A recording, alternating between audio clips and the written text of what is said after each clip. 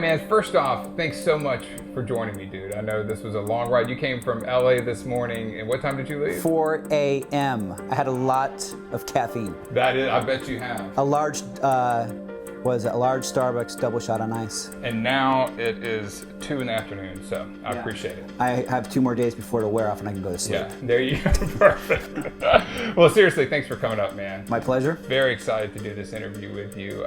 Most successful Buildbox game, but even more than that, most successful mobile game color switch since, like, what has beaten color switch in downloads? Let's start there. Well, Pokemon Go, for sure. But hey, you know what? It's not bad when you're competing with something that's like a 25-year-old franchise. Yeah. We just came out last December. Yeah. So the fact that that's our only competition. I mean, Angry Birds, Doodle Jump, maybe? I don't even know. Well, Angry Birds was a different category. They were a paid game. Yeah. They actually had, I don't know how many downloads they've had, but they held the top slot in that area for a long time. But as far as free games, our category, I think the one that held the slot the longest, as far as number 1, was Flappy Bird, but that was 21 days. We were a whole month. So, wow. Yeah, nuts. I didn't know that would happen this year. Yeah. I thought it could go number 1 when I made it, but I wouldn't have expected this. Well, I don't think anyone did. That's amazing. So, what I want to talk about in this interview is how you created this game, the surprise, and then we'll get to it in a little bit. But I want to talk about some about the experience of after having this kind of success. Yeah. So to start it off, how did you make this game? Actually, we just had the launch, all right? And you told me about a book I've got to get. Maybe you're going to mention that. Hopefully you do, because that was interesting. But tell me how you made this game, the story behind creating this. Simple. I mean, it was just a repeated pattern, right? My thought process was generating game ideas over and over, building them, and just repeating that, getting a little better at game design, getting a little better at the ideas I was So it wasn't overnight? No. Yeah. I started designing games back in July of 2013. Okay. So over a couple nights, a couple years of nights. Yeah. But my whole process was always, in the very beginning, I thought, you know what, I got to study game design, which to me is the artistic side of it. You know, giving depth to a game, not just programming, not learning how to program, but those important design aspects that are in all sorts of art forms. That's amazing. So it was that in the book I used. I think your Game Academy website at the time, you mentioned the art of game design. Yeah, I might have gotten that book from one of my favorite books. Let's say you got it from me, even if you didn't. That's the story now. So that, and then the most important book I've ever purchased.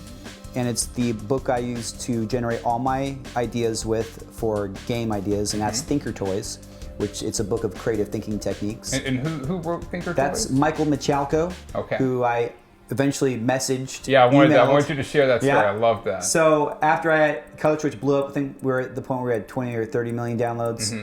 I emailed him and I said, hey, Mr. Michalko, I had this really big success by using and applying your techniques, and I just wanted to say thank you for coming out with the book. And he emailed me back and said, I'm always really happy to hear when someone has a success using these. And I asked him, could I purchase a signed copy? And he said, no, I'll just give you a signed copy. So he sent me a free signed copy in the mail. And then I was telling you this earlier, the inscription he wrote was, Dear David, life isn't about waiting for storms to pass. It's about learning how to dance in the rain, which, obviously means there's always problems to solve, and you got to solve them today and not think about what could be in the future. The problems that need to be solved are today, and it's a good thing to solve problems. My new favorite quote. Yeah, I love that quote. That is amazing. So really cool guy, and I found that book 5 years ago, and just so happened when I got into games, I immediately thought, I could use Thinker Toys techniques to generate my game ideas. Yeah. And I generated hundreds of ideas with those techniques. Now, do you have a hard time now coming up with game ideas, or is this still just second Well, it's always, is it easy for you? It's, I guess it's more natural now, but I don't know if it gets easier. It's still a process. It's still, like I said, he says in the quote, dance in the rain. It's still raining problems on me, and my problems are, okay, how do I think of another good game? And so it's the same thing. I have to do, it's not like I don't have to put in the work. I still have to put in the work of generating ideas using these techniques and just generate hundreds of ideas until I find one that's the diamond I'm looking for. Gotcha. So I think it's always a constant process of producing lumps of coal until you get to that diamond, and that you can't bypass that process, the problem-solving process, which is what these techniques are. They're techniques to help you solve problems. And the problems you would have in creating a game, are these problems like you don't know what to do next, like writer's block, gamer's block? No, it's not gamer's block, because when you use these techniques, you're generating idea after idea after idea. Gotcha. It's more about, well, with any problem statement, you got to get very specific. So when I was making Color Switch, first the problem statement was, how do I make a hit game? Yeah. That's too broad. You got to get more focused, because the more focused you get, the more focused the results you'll generate with these techniques. Okay. So if I get really super focused, it's how do I design a game where I tap the screen and a character goes up the screen, right? A simple game that anyone could play. How do I think of a new, better idea in that format? So now I know, okay, I'm going to create a game that's this character that I tap the screen, he goes up the screen, and now all my results are focused on that type of game. Do you know why you thought to make that type of game? Do you remember that? I know this is a very... Do you remember this small point in time back, 6 months ago? I do. I remember it's kind of an episodic memory, because I remember the day. Basically, what you do is you take all sorts of ideas, you tear them apart using these techniques. Then, when you have them all torn apart, there's other techniques to manipulate the pieces. I took, I downloaded all sorts of games that use colors and shapes as the main theme of their game. I tore apart, I'm trying to remember all the ideas I tore apart, but when you log into Gmail, there's a little Google icon that's a color changing ball. Mm-hmm. I had that on my inspiration list. Yeah. So you wrote these down? You literally wrote these down? Yeah, I wrote these down. And hey, what about dot up? Was that one of your Which games? one is that? This is where a ball kind of goes up and you got to avoid obstacles. Probably. I bet I did have that one. I looked at Flight. Yeah. I looked at, I found all the games I could, even Doodle Jump, Bounce, any game where someone's going up the screen, right? Okay. And I tore them all apart, and I thought, what could I do different? And so like when I was tearing all these ideas apart, like let's say Flight, you have a rotating obstacle, and the character goes through the one opening. Okay. So I easily and that's a Buildbox game, right? I think it is. Yeah, okay. Yes, it is. Aren't you the nerd? Speaking of Buildbox. So I thought, okay, and it's model improve, like you're saying, right? Yeah. And that's kind of what these techniques do. But I tore apart the... You model and improved, by the way, after our lunch, yeah. I did. We can talk about that later, but yeah. But I looked at all these games, the game type of that kind of game, and I thought, what could I do that's better or that's different, that adds on to what's been done? And I thought, well, in all these rotating obstacles, you only have one opening. So using the scamper technique from Thinkertoys, mm-hmm. I took the attribute of a rotating obstacle with one opening. I said, what if I added multiple openings? Okay. But I thought, okay, well, that's not going to be too interesting if an object's rotating and you can go through many points. So then I had color, right?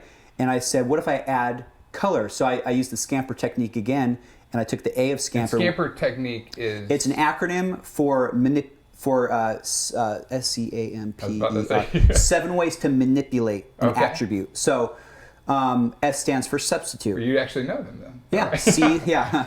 That'd be bad. Like, let me look it up. Don't worry about it. So A in Scamper stands for add. Okay. So the attribute of an obstacle with one opening is what I focus on. I said, what can I add to this obstacle? And I said, multiple openings. And then I said, what else could I add? And I thought of color. And I put color on there. I said, okay, well, what if I had multiple openings, but it's actually each side of this obstacle is a different color?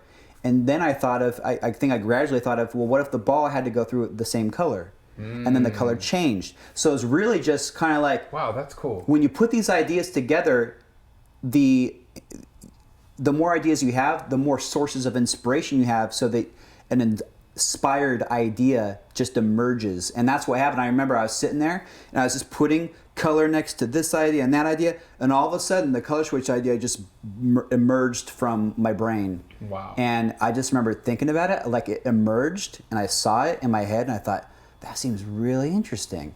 So I spent 20 minutes and I made these graphics for a circle with different pieces that were different colors. And then I put it into Buildbox. What software did you... Okay, Buildbox. Yeah. I was right before you. I opened Buildbox. I put all this in. And I was telling you this earlier, I actually just used a preset in Buildbox. I made like 3 or 4 adjustments so that I had the color switch, had the preset the way I needed it for color switch. And in 10 minutes, I had a demo of this circle with different colored sides with the ball going through. And that was the total goal with the... Hey, I made those presets. Does that mean I... Yeah, 50% here. Yeah, that's right. No, that's so cool. That's the exact reason we put those in there. Yeah. Starting points. I was explaining this to you, how we made those. I based it off of synthesizers, where you start with a preset when you buy a synthesizer because they're so hard to figure out. Right. And then you build your sound off of that. And that's, and all jokes aside, we make the presets really simple for a reason. So you can add on and do cool things. That's great. It just goes to show you don't need a complex idea. I mean, that's why there's clones of my game everywhere. You can build it pretty easily. Yeah. It took me 10 minutes. There you go. So I can't expect that there aren't going to be any clones of it or people. Does that bother you, all the different clones? I mean, from a legal standpoint, we have to stay on top of that. Otherwise, you have nothing, right? Yeah. So personally, it was more flattering. It's like, oh, everyone wants to copy me. That's when you've made it. Yeah. You're doing something right. But from legal standpoint, my lawyer said, okay, you have to take care of your IP. Yeah. Otherwise, you're not going to have an IP. So exactly. I'm learning all this legal stuff. Yeah, that's cool, business stuff. So speaking of the business stuff, how did you approach Fortify? And Fortify, for those that don't know, is Fortify, which is Sam is his real name, I believe, right? Yeah, Sam. Yeah, and then Zeb, right? They're partners in there. Now, how did you approach those guys for publishing? Or they find you, or how did that happen? It was real simple. My friend Colin, who in Canada, or he's up there somewhere. Yeah, I think he's in Canada. Yeah. Yeah, he, I posted on the forums and said, "Hey guys," because I think I got to the point to where maybe after a couple days I built a bunch of levels for the game, and I posted on the forums, "Hey guys, does anyone know any publishers or anyone I can talk to? I think I made a A+ game." Yeah. And Florian actually was the first person to respond, and I was asking for advice on maybe someone to look at my game and tell me if anything could be improved or get some feedback on the color palette. So Florian gave me some really good tips in the beginning, and that's how I met him. And he and I are working on games now. So it's crazy how super smart guy. So that's great. He makes games in Buildbox that only a German brain could. It's so intricate. I'm just like engineered perfectly. I can only do the tappy one. Like he's doing these. It's like some advanced German watch with all these gears in it. I'm doing American one. Just tap it. He was the first person, but then another guy, he said, "Hey, talk to this guy, Zeb. Okay. He knows what he's talking about." Yeah, Zeb's super smart. I've known him a long time. So I showed it to Zeb, and I showed him a trailer of the game. I made a 30-second trailer. Which I'm a big fan of when pitching any publisher. Yeah. Is showing, a lot of people don't do that. They show screenshots. You can't fill the game like that, though. And it sells the game. The game sells itself. If it's a good game, it'll sell itself. That's all I did. I showed him the trailer, and he said, I see games all the time. We'll take this to number 1 for sure. Cool. That's great. And next thing I know, we did, and I think in a week we had 1 million downloads. Wow. It was pretty nuts. But, I trusted that he, I got a sense that what he was saying was going to work. Yeah. And, the rest is history pretty much. So speaking of the history part, what's it like? I know that's a broad question, but what's it like having the biggest game of the year and all that? How does it feel? It's hard to say because, I think if you're a visionary, you always have this vision of where your life is going to go. Yeah. You don't know exactly when it's going to happen, but you're working on it. So I always had this vision that I would be doing my own work, and I would be I always wanted to travel the world. So I had this vision of me traveling the world, doing my own work, and just kind of spending my time doing all these creative things I'd like to do that maybe I couldn't spend too much time on. Because you have to earn a living, life. So you have to live. It's a whole life thing. Yeah. So it was weird when it started happening. It kind of already existed in my mind, so it wasn't too much of a like I'm pinching myself. Like is this really happening situation? It was always there, and it's just the power of thought, I guess. Wow. So you already kind of thought that something like this was going to happen. I believed I could do it. I think if you're going to do anything in life, you got to believe you can do it first. Yes. So that any kind of action can take place. I mean, that's you literally can't do anything without thinking. So about while you it were first. surprised, Yeah. this is something you had planned on happening. I was excited. Every day I would see it would get bigger and bigger and bigger, but it wasn't a shocked excitement. It was like a vindication. Finally, like I stuck to my guns, no matter how many times I failed, because people don't realize when people who haven't had a big breakthrough yet, they look at someone who has had one, they think, man, that guy got lucky, or it must be nice. It's like, you didn't see the 10,000 plus hours I put at the computer. Yeah, how many games before? 40 games, plus 100 plus on my computer that never got published. Yeah. You know, just scraps, or some games I spent hundreds of hours on that never got published. Yeah. So, you know, people don't see that. But that's really what it was. It took 10,000 plus hours to get to that 10 minutes where I made the demo of studying game design, studying and applying creative thinking techniques, building games. Would you say you're addicted to building things like that? Is this something you spend a lot of time doing? I would say I'm addicted to learning, because every time you learn something new, you're improving how you think, and your results will improve, and you're creating more opportunities for success. So after you have a breakthrough, you've had your breakthroughs, I just had mine, recently. Yeah. Once you finally have that, it kind of fuels your passion to learn even more, because I think, man, if I had this kind of success because I went out and learned this, this, and this, what kind of success is around the corner if I keep learning? So That's amazing. I always tell myself that I know, no matter what kind of success I have right now with games, I always tell myself, you know what, David, you only know probably like 1% of what there is to know about game design, so you better keep studying. So you keep the ego in check at all times. You have to, because as soon as you don't keep it in check, and I'll hear it sometimes like, I'm this, I'm that, in my head I'm like, and I have to like shove it back down, I'm like, no, that's not true at all. As soon as you let it go, you will stop learning, and your thinking kind of dies. Mm-hmm. You get kind of crystallized in how you think. Your thoughts crystallize, and if your thoughts crystallize, then they can't grow anymore.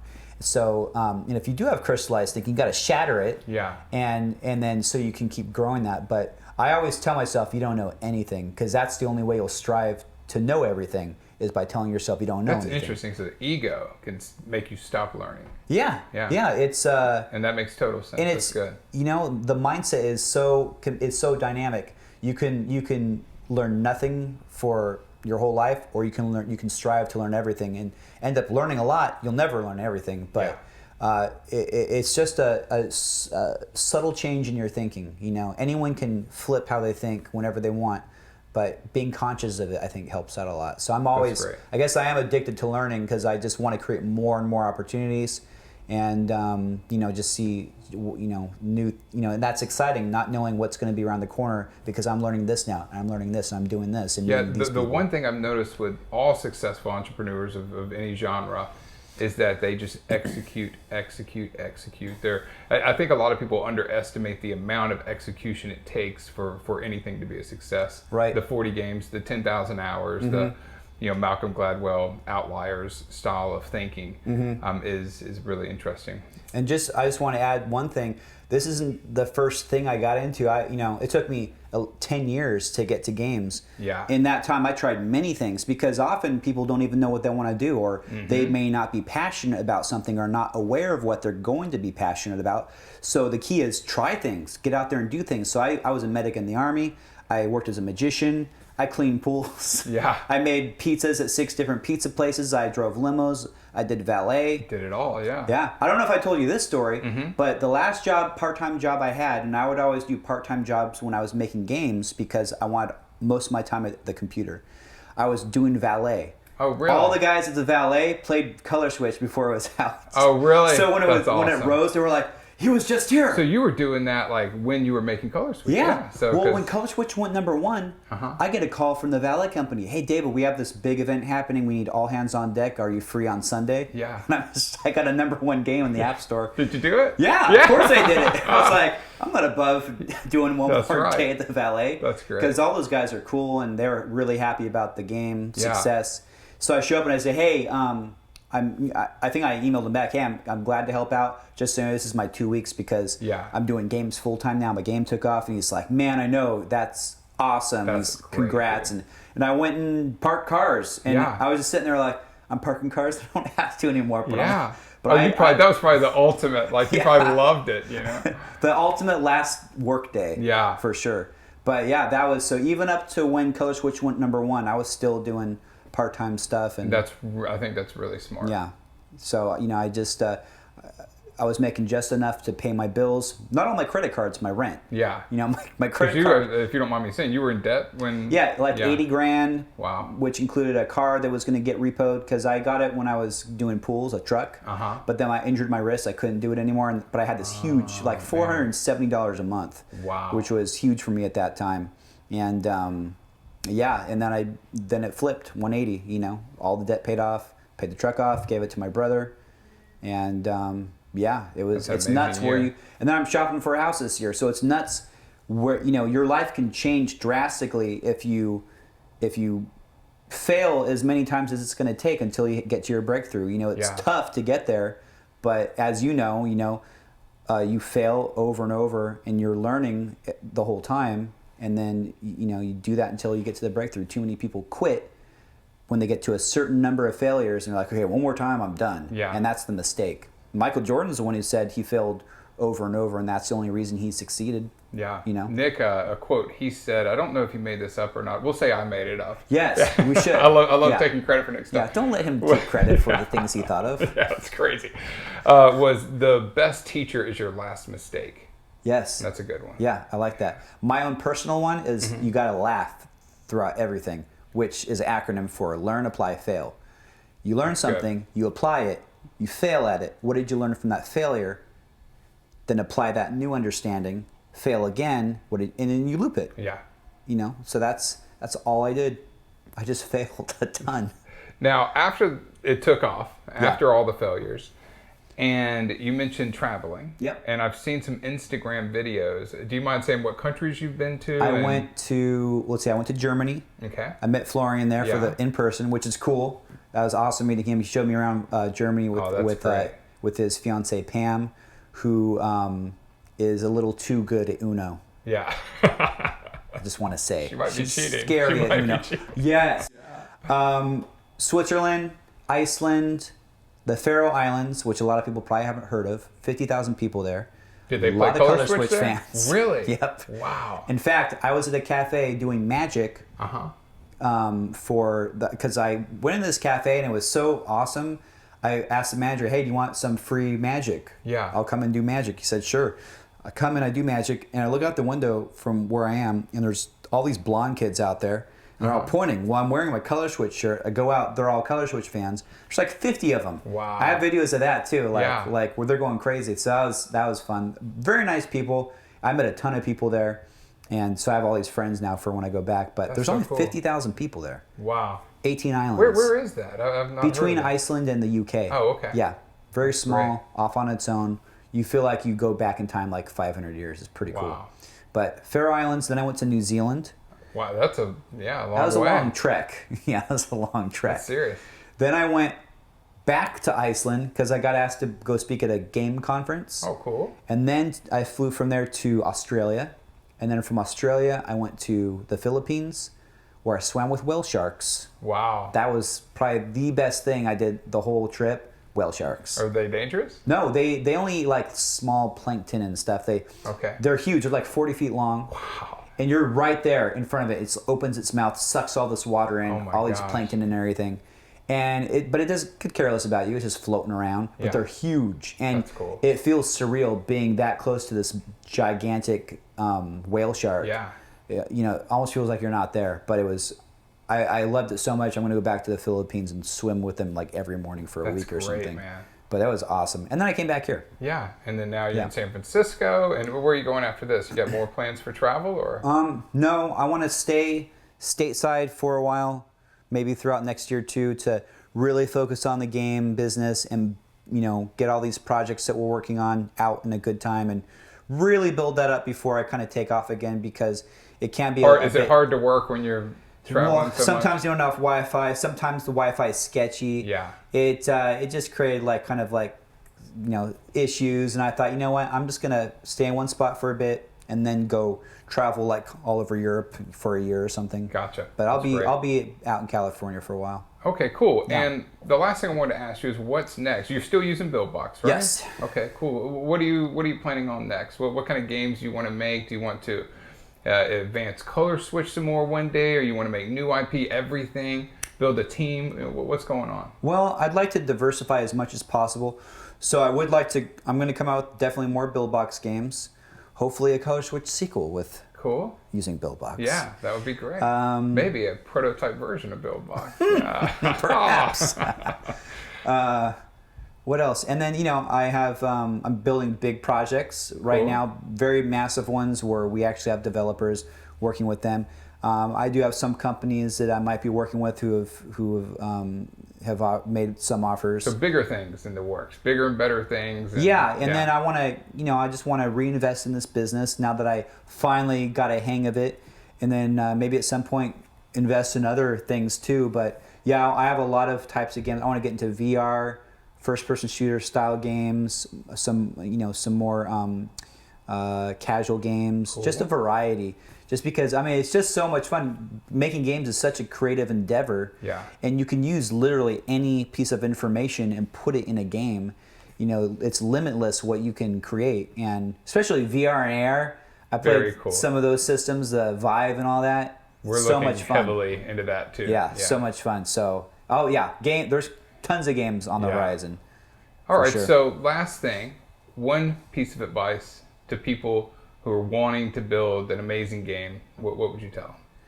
Well, I would say 3 things, actually. Okay. May I? Three pieces of advice, please, even better. If I got paid $100,000 to go speak at a corporation, I'd say the same information. All right. Because it's what has been with me the whole time. You have to improve your thinking. Okay. And specifically, you can, I specifically use the creative thinking techniques from Thinker Toys. Improving your thinking could mean reading biographies, studying art at a museum, meeting new people, traveling somewhere new. All this does is it gives you new perspectives on life that you didn't have before. And the more perspectives you have, the more areas you have to attack problems from. Okay. And get creative solutions. And that's also how Thinker Toys works. It creates all these perspectives to attack your problem from. So improving your thinking, you can never stop. And the more you improve it, the more opportunities you'll have created for yourself. Number 2 is inspiration. I think the secret to any big work or successful work, whether it's a film, game, piece of artwork, music, is inspiration, being inspired. The person was inspired by many sources and drew from all those sources to create their inspired work. And that's the soul of the work. So when I watch a Spielberg film, I can feel his inspiration in the film. It's the DNA of the film. So if you work on being inspired as well by many things, it'll make your thinking more interesting, and it'll make you more interesting of a person, and what you produce more interesting. And what you produce will be a result of all the inspiration, all the things you've been inspired by. So if you work on being inspired by people, works of art, all sorts of things, you're really setting yourself up for creating something inspired as well. So I think to me it's a secret I discovered. Yeah, that's great. And then the last is my acronym I thought of, which is LAUGH. You gotta laugh through everything, which is learn, apply, fail. You learn something, you apply what you learned, you're gonna fail. What did you learn from that failure? What could you do that's a little better than what you did last time that failed, and apply that? Then you're gonna fail again. And then you just loop that. And you learn, apply, fail all the way up until you get to your breakthrough. If you get to a point... Even if it's 40 times. Yeah, or 400, you don't know. But as soon as you tell yourself, you know what, one more failure, I'm done, that's the exact opposite mindset, because a failure is your friend, because there's a learning experience. There's something to learn in there. And really, it's just having that, once you're passionate about something, you'll fail until you get there. It'll drive you through all that. So those are my 3 things. Improve your thinking, be inspired, and laugh. I think a corporation should hire you to go over this. 100K. That is good. I want my paycheck. Yeah. No, that's amazing, man. Every talk I give, those are my 3 key points. I go into details on all of them. Yeah. But for a short video like this. Yeah. Even that was a bit long. No, that was great. But those are the three main things that I've realized, you know, as far as where I am now on how I view what has happened to me. There you go. That's Yes. the roadmap. That's the roadmap. Right there. It a lot of worked work for involved.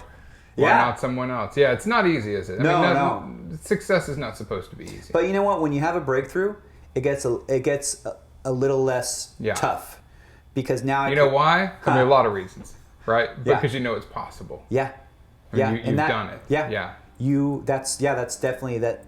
It's like fuel for the fire, I guess. Or Yeah. you know, once you have that taste, it's like it makes it more concrete in your thinking too. Yeah. For sure. Well, amazing, man. I appreciate that. Really good advice. Stuff I'm going to go buy Thinker Toys. Yes, Definitely. please. That's definitely going to be my $12 next book. Yeah. Definitely my next book. I have 3 copies. Yeah, we'll just give me one. I know. I should just pass them out. Well, thank you so much. I appreciate you coming. You got it, sir. All Thanks right. for having me in to right. the secret headquarters. You got it. Anytime. I won't say where it is. Yeah.